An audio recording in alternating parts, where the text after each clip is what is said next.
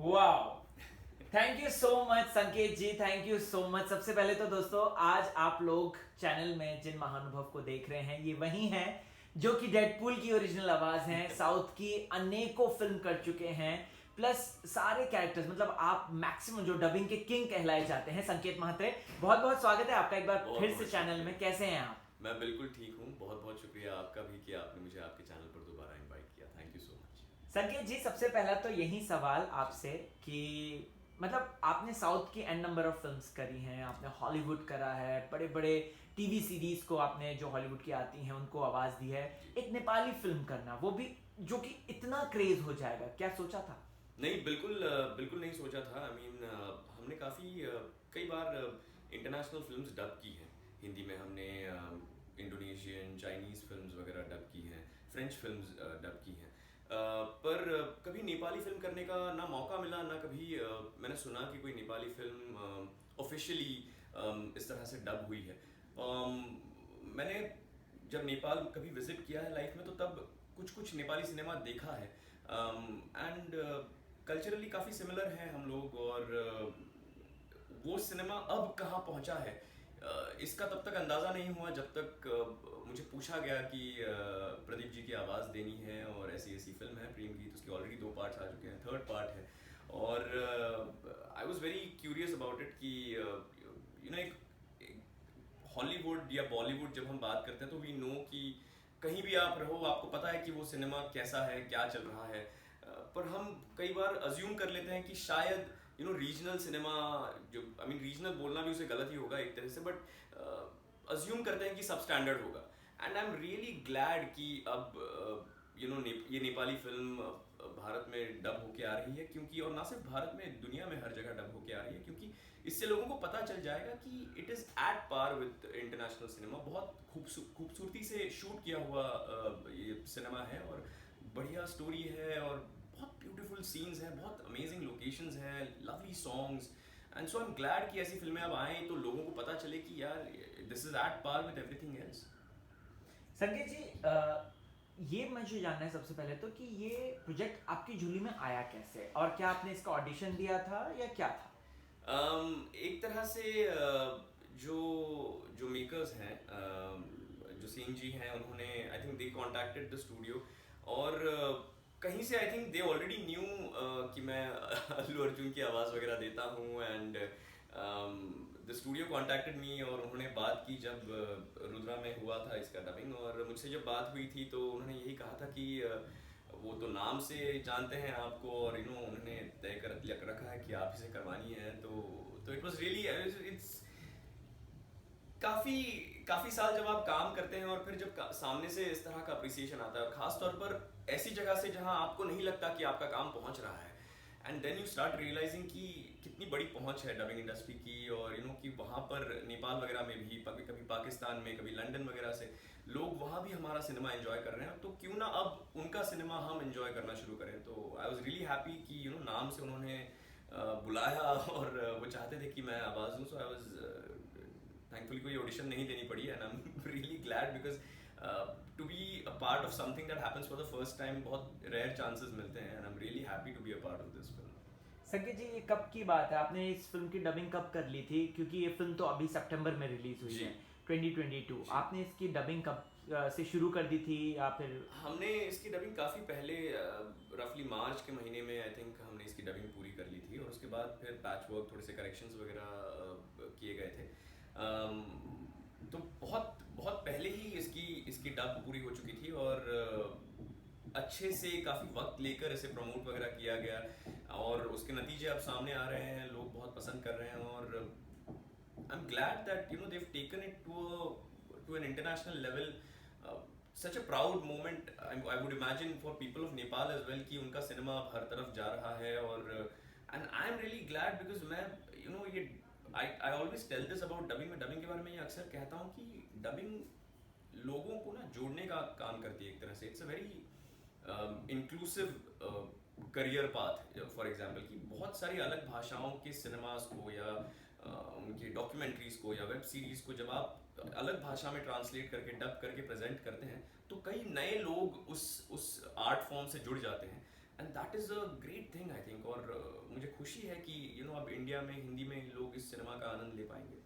First जो scene, हालांकि बहुत पुरानी बात है, जी लेकिन जी जस्ट जानना चाहता हूँ जो जी। फर्स्ट सीन आपने देखा था और क्या था वो, और प्लस किस तरीके का था, कुछ बताएंगे आप जब आपने इसका मतलब करेक्ट। प्रोडक्शन में देखा फर्स्ट? सो मुझे ऑनेस्टली स्पीकिंग मैंने कुछ एक्सपेक्ट नहीं किया था जब जब मैं फिल्म की डब के लिए आया था। तो मेरे बहुत कम एक्सपेक्टेशंस थे। मुझे बिल्कुल नहीं लगा था कि मैं सरप्राइज हो जाऊंगा ये फिल्म देखकर, या मुझे देयर बी स्टनिंग विजुअल्स ऐसा कुछ। And I was really pleasantly surprise जब मैंने फिल्म देखना शुरू किया। द फर्स्ट सीन बर्फ में एक एक्शन सीन था, and I was it was shot so beautifully, and the backgrounds, every scene, that location is a separate character. Her scene में जब आप देखेंगे उस फिल्म को, हर लोकेशन, फिर चाहे वो उनका क्रिएट किया हुआ एक सेट हो, जो सेट तो बिल्कुल लगते ही नहीं है, और बाकी तो जो नेचुरल ब्यूटी है, that enthralled me. I think that the first thing that I noticed was कि यार ये this looks different, it's shot differently, it does not look like जो आप बोले कि अरे यार यहाँ का सिनेमा तो क्या ही होगा, बट वैसा बिल्कुल नहीं लगता। आप जब एक बार देखना शुरू करें तो आप रियलाइज करते हैं कि कितनी खूबसूरती से शूट किया गया है, क्या लोकेशंस का इस्तेमाल किया गया है। And my first scene was an action scene, and I was hooked from the first scene itself. Okay, action scene की अगर आपने बात की तो इसमें प्रदीप खटका ने बहुत अच्छा काम किया, सबने जी तारीफ भी करी है।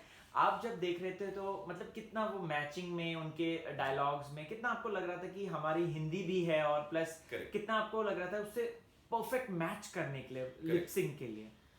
सो इसमें तो ऑफ कोर्स प्रदीप जी का तो श्रेय है ही, साथ में राइटर्स वगैरह का भी श्रेय है, क्योंकि वो डायलॉग्स उतने ही इम्पैक्ट के साथ किसी और भाषा में ट्रांसलेट करना हमेशा एक चैलेंज होता है, और राइटर्स इसे बखूबी निभाते हैं। हमें जो हिंदी राइटिंग करके दी गई थी वो काफ़ी उम्दा थी, और डायलॉग्स काफ़ी क्लोज मैच किए गए थे ऑलरेडी। और क्योंकि प्रदीप जी ने ऑलरेडी परफॉर्मेंस दिया हुआ था, तो मेरा काम उससे आसान हो गया। मुझे बस फिर उस कैरेक्टर को हिंदी में दर्शकों के सामने लाना था। He is done a fabulous job, and the whole period film होना, इट्स ऑलरेडी एक किस्से कहानियां जब हम सुनते हैं राजाओं की या पुरानी, तो एक ऑलरेडी हमें वो एक एक बच्चों वाली क्यूरियोसिटी हो जाती है कि इसमें इस कहानी में क्या हुआ था, या जब हम सुनाते हैं किसी को, तो बिल्कुल वही फील आता है इस फिल्म को जब आप देखते हैं। वो लोकेशंस, वो लोग, उनके कॉस्ट्यूम्स, आई एम श्योर अगर if I would have known how much how the Nepali dialect has changed over the years, I'm sure that there are nuances कि जो पुरानी लैंग्वेज के डायलेक्ट्स हैं वो भी उन्होंने इनकॉर्पोरेट कर रखे हैं, जो अब सिटी में शायद बोलने वाले टीनेजर्स अलग डायलेक्ट में यूज़ करते हों या अलग तरह का लहजा यूज़ करते हों, तो वो भी उन्होंने एक बरकरार रखा है। एक रॉयल्टी का जो फील है, या जो पुराने गांव के लोग हैं, बुजुर्ग हैं, जो जिस तरह से बात करते हैं, तो वो सारी चीज़ें भी काफ़ी छोटी छोटी डिटेल्स काफ़ी असर कर जाती हैं, और वो फिल्म को बहुत दे मेक इट रिच, बहुत उभर जाता है वो सिनेमा उससे। प्रेम के किरदार को तैयार करने के लिए आपने किस तरीके की प्रिपरेशन करी? मतलब बिकॉज ये हम सबको पता है एक पौराणिक टाइप की फिल्म है, मतलब एक जी एक पीरियड ड्रामा है, जी और उसमें हमने देखा जैसे बाहुबली ले लीजिए, उसमें जी एक हैवीनेस होती है, जी या फिर जी। एक बहुत एक ताकतवर के साथ बोला जाए, कुछ ऐसा समथिंग? सो ताकतवर at places where he burst, उन्होंने ना बहुत एक बैलेंस्ड कैरेक्टर प्ले किया है, जिसके हर इमोशन को सीन के हिसाब से जस्टिफाई किया गया है। वो जहाँ आउटब्रेक है वहाँ आउटब्रेक है, जहाँ गुस्सा है वहाँ गुस्सा है, जहाँ प्यार है वहाँ बहुत it's a very romantic mood, and so वो उन्होंने बहुत अच्छे से कैच किया है, और उससे मुझे उतनी वैरायटी देने का मौका मिल जाता है, मुझे उतना खेलने का मौका मिल जाता है। तो रही बात उसकी जो आप talking in terms of it being a period film, तो हमने काफ़ी उसमें लाइंस में ठहराव लाना, जैसा आप अगर आप ट्रेलर भी आपने देखा होगा, या जो मैंने लाइन अब भी कही, उसे एक पेस में, एक सर्टन पेस में बोलना, एक सर्टन स्लोनेस लाना उसमें, क्योंकि अब आजकल हम लोग ऐसे बात करते हैं, पर एक वक्त था जब हर शब्द को एम्फसाइज किया जाता था, हर शब्द का अपना एक वजन होता था, और वो दिया जाता था तभी बात बढ़ती थी। तो वो हमने थोड़ा सा मेंटेन करने की कोशिश की है इस फिल्म में, आई थिंक। जी जी। अच्छा, संतोष सेन जी वहाँ पे मौजूद थे, हमने इसकी मेकिंग में भी देखा है संतोष सेन, तो उनकी तरफ से क्या गाइडेंस मिली? वो जब आते थे, वो आपसे मिलकर बातचीत जब करी, क्या बात हुई, थोड़ा सा वो बताइए हमें। जी बिल्कुल। एक तो उनसे मिलके बहुत मज़ा आया मुझे। मैंने एक्सपेक्ट नहीं किया था कि वो खुद सुपरविजन के लिए आएंगे। वो पूरी फिल्म बैठ कर उन्होंने सुपरवाइज की थी। और फिल्म की शुरुआत में प्रॉपरली हमने बैठ के उन्होंने पूरा ब्रीफ दिया, उसकी बैक स्टोरी समझाई, कैरेक्टर्स का क्या रोल है, खासकर मेरे कैरेक्टर की क्या उसका इमोशनल ग्राफ क्या है, वो किस जर्नी से गुजरता है, वो अच्छी तरह से समझाया। और फिर सीन टू सीन भी हम वो वही मौजूद थे, इसीलिए हर सीन में छोटी बारीकियां निकालना या उसका उसका कोई नुआंस समझाना या उसका किसी कैरेक्टर से क्या ताल्लुक है, तो उस इक्वेशन के हिसाब से इमोशन कैसे चेंज करना है, उस सब में उनकी उनकी I was really impress that he himself is sitting there. Generally नहीं होता है ऐसा।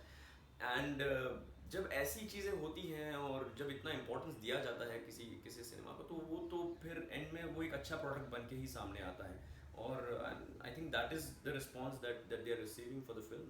लोगों को वही चीज़ पसंद आ रही है। सभी आर्टिस्ट ने भी बहुत बहुत उम्दा काम किया है। जी जी।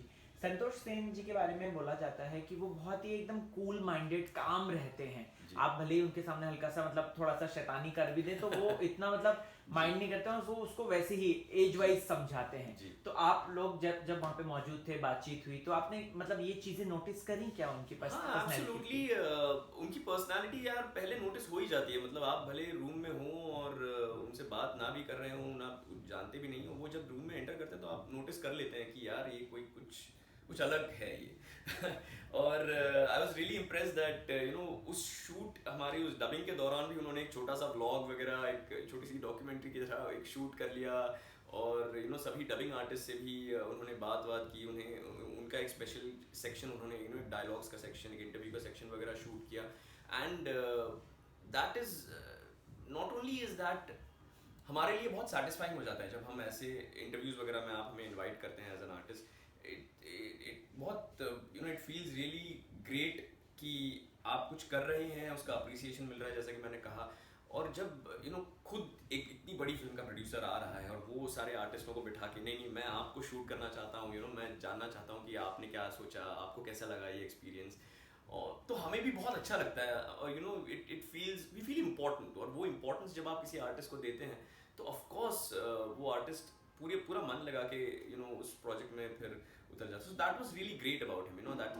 that's something that was really special, that he made us all feel really special, and that was a very beautiful thing to do.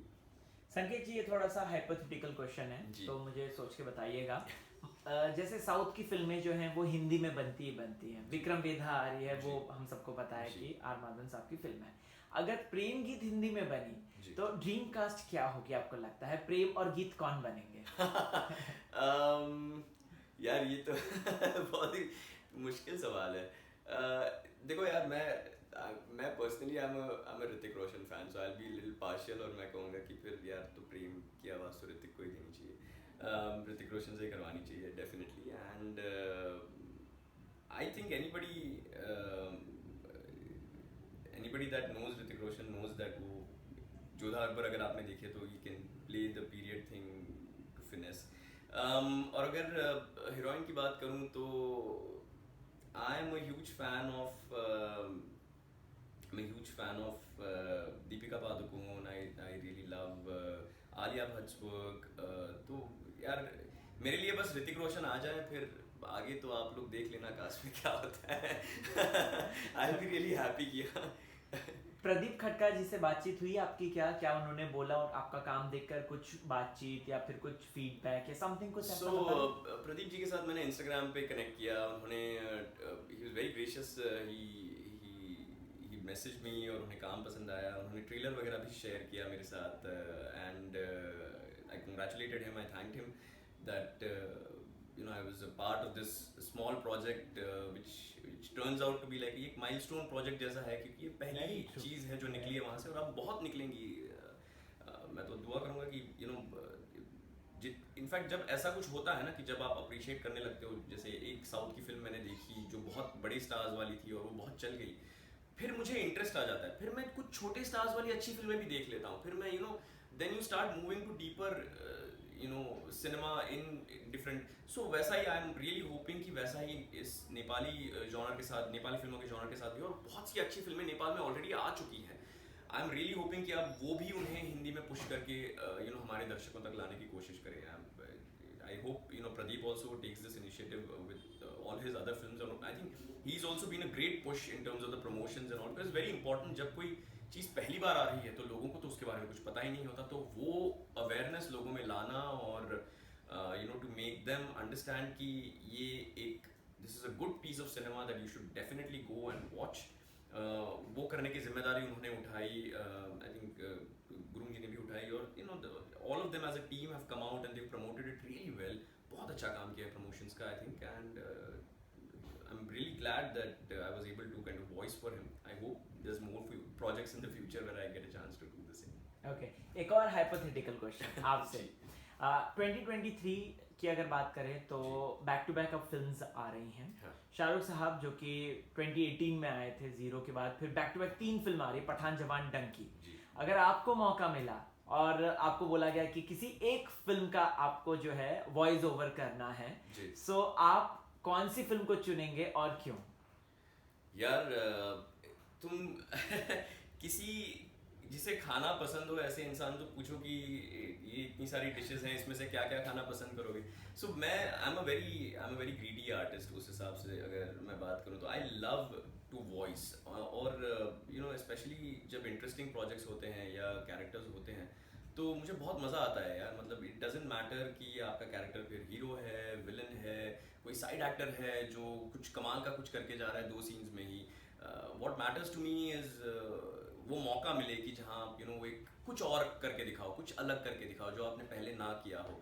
And अब चलो आपने तो खैर हिंदी फिल्मों के एग्जांपल दिए. आई एम होपिंग कि अगर ये कभी मे बी मराठी में या इंग्लिश में डब हो तो उसमें किसी कैरेक्टर की वॉइस देने का मौका मिल जाए. और अब मैं रिवील नहीं करूँगा, बट रिसेंटली ऐसी ही एक बड़ी साउथ की फिल्म को मुझे इंग्लिश में वॉइस देने का मौका मिला. तो ऐसे ही और प्रोजेक्ट्स आए. आई एम रियली होपिंग, और जैसे ही वो प्रोजेक्ट भी रिवील होगा तो I will definitely share it with all the fans. Okay.